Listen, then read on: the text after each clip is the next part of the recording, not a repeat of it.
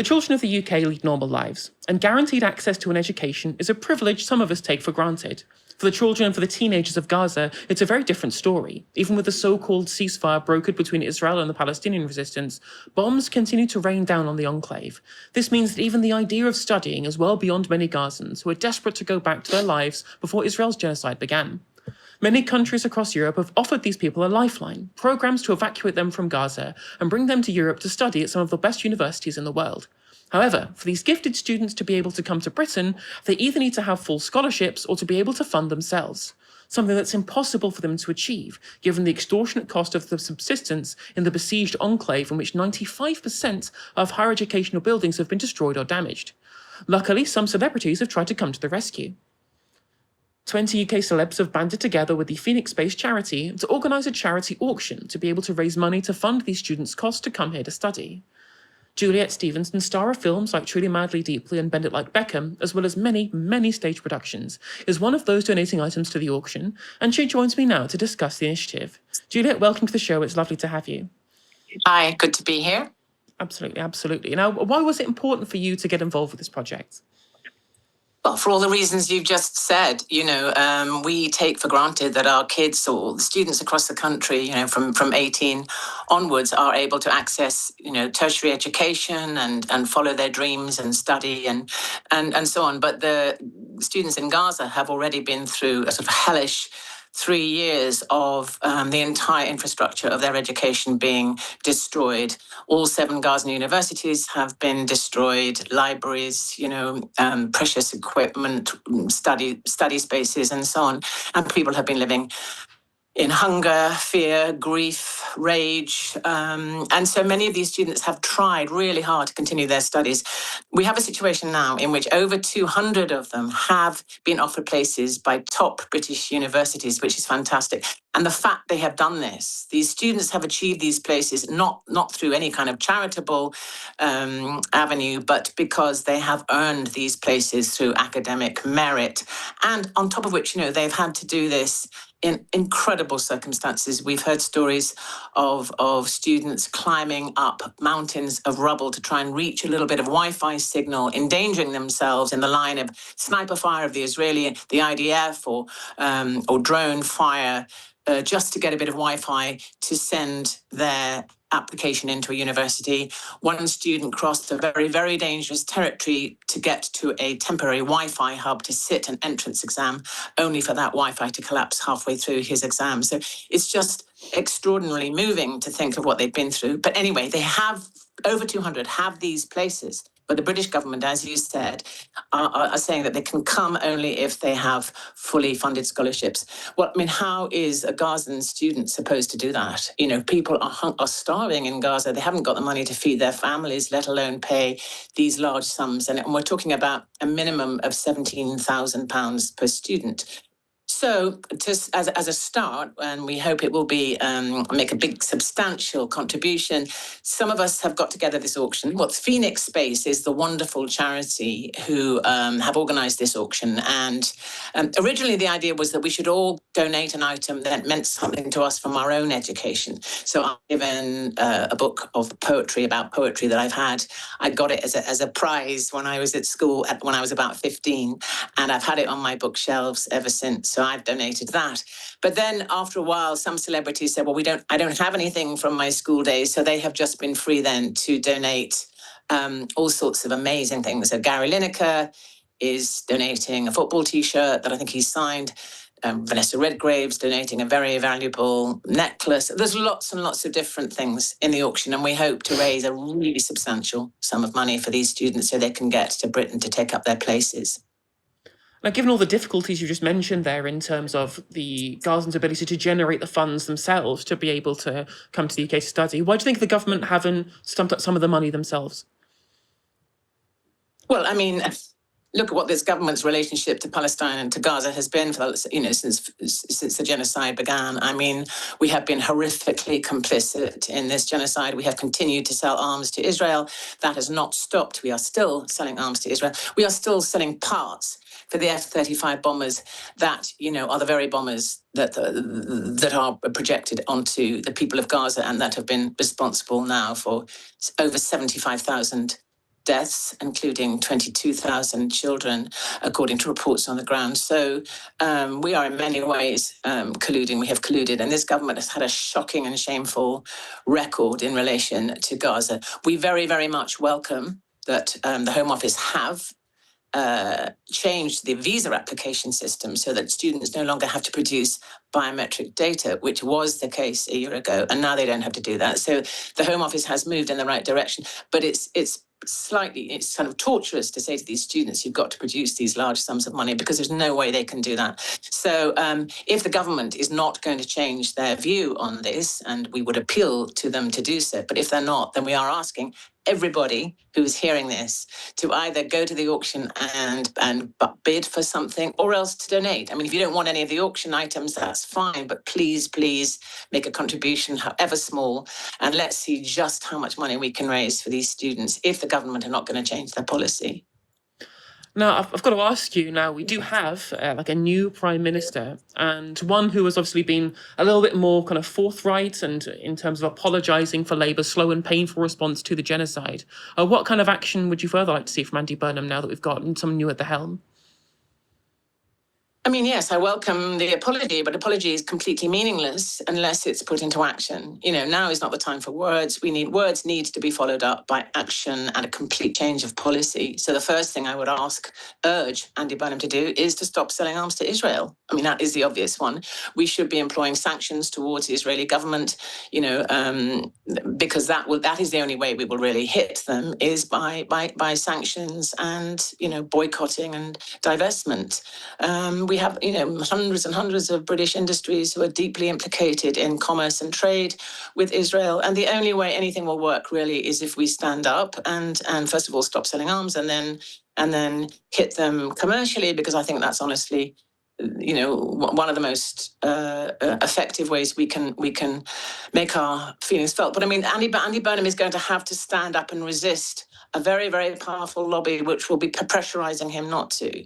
When I heard your previous reporter talking about why this terrorist legislation has got as far as it has, I mean, I do agree with her, but what she didn't say, which I would say is the most significant thing, is that there is an extraordinarily influential and powerful lobby in this country that has argued and has in fact drawn up that legislation. And it's the same lobby who is urging, this government and Starmer's government to support the Israeli government in spite of this mass slaughter of its people. And so Burnham needs to stand up to that lobby. He needs to, access his moral muscle and make decisions that are about what he really believes in, and not what he's doing to please a lobby that really has which has a lot of blood on its hands.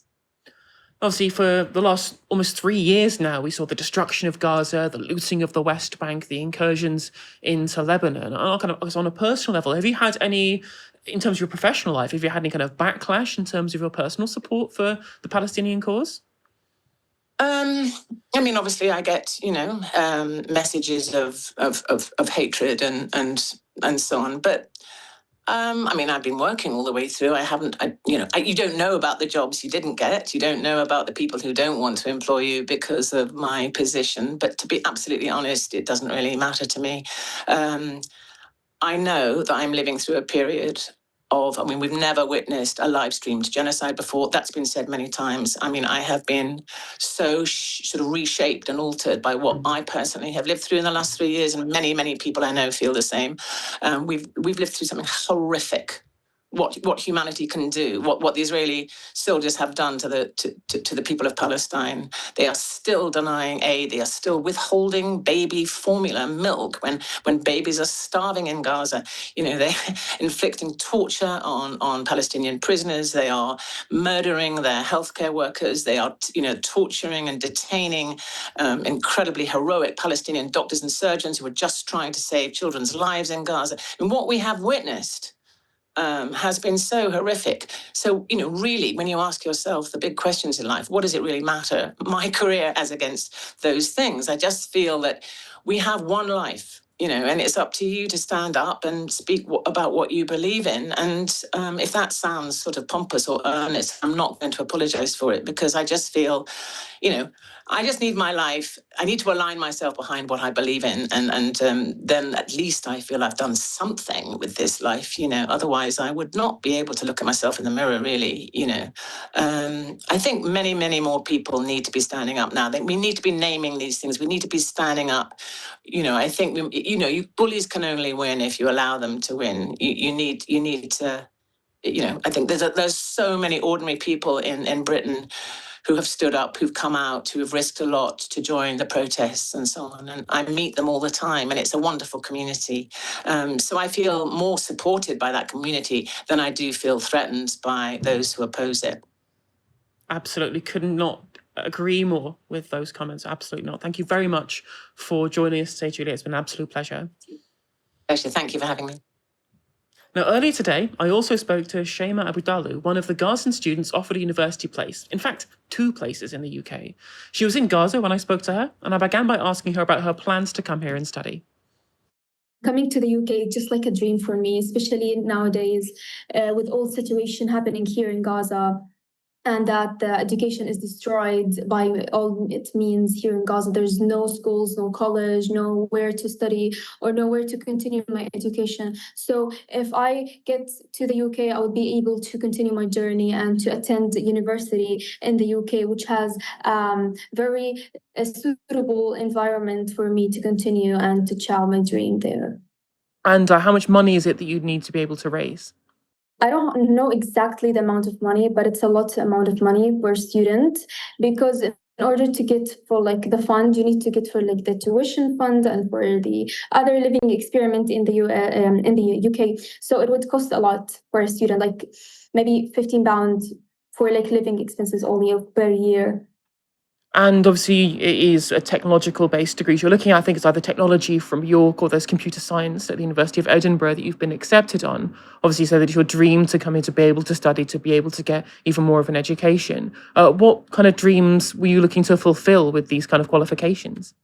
I got accepted in AI and computer science course in the University of Edinburgh. So my passion is about tech, and I've been dreaming about it since I was a child, because when I was in high school, I used to see my parents, because both of them are computer engineers. So I was enveloped in this since I was a kid, and I started to love this and have more passionate about it. And then I started to participate and practice in this field. I joined multiple clubs and programs, and last one of them was before the war. I was selected in Tech Girls, which is an exchange program that was held in the United States.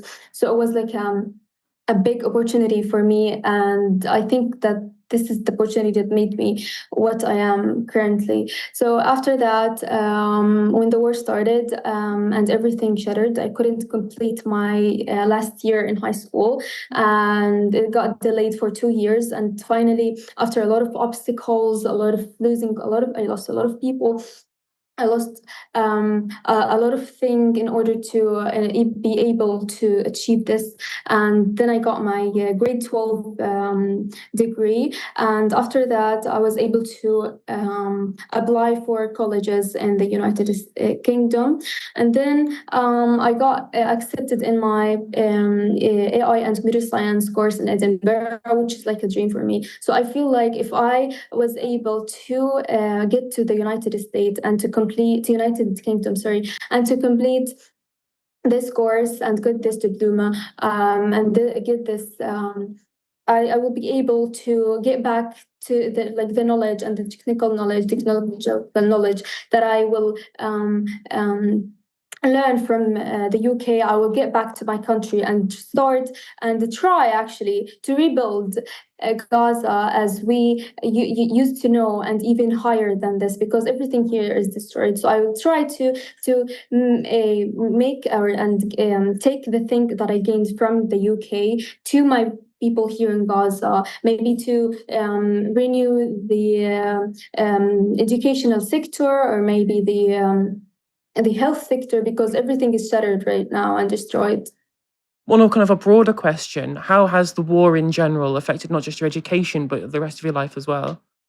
basically, I feel like the war has affected my life in every point of it, starting from my home, because my home got destroyed. So I'm basically now homeless.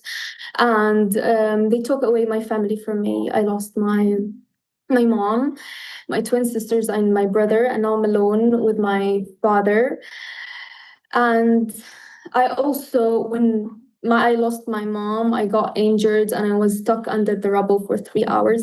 And I wasn't able to move for like a month because of this, because I got injured in my leg. And also, it has affected my mental health and also my physical health. Because after I lost my mom and after like everything was happening, because like I was living in this environment where there's not even a moment that I got to stay like quiet and safe. Like whenever I blink, something bad happened. So I was really insecure and I was really afraid. Like every moment I live here in Gaza, I live it with fear that I will lost my soul or anyone that I love in the next moment. So I was been living in this for like 3 years by now, and the suffer is continue. And also not like even like the shelter and the food and the water were really hard to access, and even like the electricity and internet, it's really hard for me to even attend this interview today because there's no electricity and internet in my home. So I got to go to a cafe, to like internet cafe, in order to attend this, where I have to to pay like insanely pricey price in order to get like an internet connection. And also I got to like walk for miles. This is like for like my personal life and my educational life. It got affected me a lot because since the war started, we stopped learning because they destroyed like the schools, and they even killed like teachers and professors. So it was really hard to continue the my journey, like my grade 12. So I got to take like lessons online in order to complete this stage. And even attending the classes were really difficult. So if you think about it, you could find the suffer in everything like we do. And what really made me sad, because these are like really simple things that everyone should have. Like it's all right to learn, to live peacefully, to sleep at night without like waking up in like a horrible sound, and without having a bad news about your loved one. So war has traumatized me. I mean, these are a lot of things that everyone, outside of the kind of the wars of the world at the moment, they take for granted, and it's difficult to be able to understand quite how that would feel, given the relative safety that all of us live in the UK. And lastly, I'd just like to say, what would you say to the people watching at home? How can they help? And not just obviously yourself as well, in terms of the fundraiser, but also in terms of what's happening in Gaza more broadly. I can say that this campaign is a really good one, and I would say like my message to the people that they keep up with this and that they support this campaign and try to share it as widely as they could, because they don't know how much this campaign would affect the lives people here in Gaza, because there's like 200 students and even more that are having an acceptance in university, but they don't have the enough funds for that will allow them to attend the university. So this campaign and this occasion would help a lot of people and would change their lives, basically, because here we live like this opportunity would mean a lot for everyone living here. So I would advise everyone that watching this to try to look more and to get more information about this occasion, and to try to like donate or share or do like any little thing that they could do, because everything matter and every voice count and every donation count. And I'm really happy that there's a lot of people thinking about us, especially for the celebration that attending this occasion today. This would be like a really beautiful thing and would really change someone's life. That was Shema Abudalo speaking to me earlier today.